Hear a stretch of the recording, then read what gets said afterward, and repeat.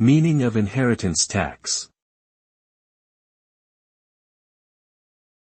Inheritance tax. Inheritance tax.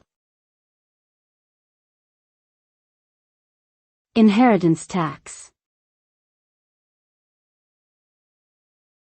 Inheritance tax. Inheritance tax is a tax imposed on the transfer of assets from a deceased person to their heirs or beneficiaries.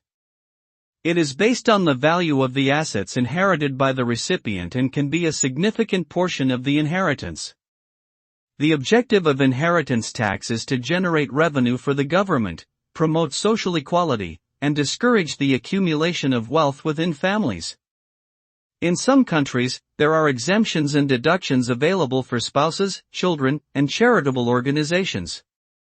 The implementation of inheritance tax often involves complex legal and financial planning to minimize its impact on the inheritance.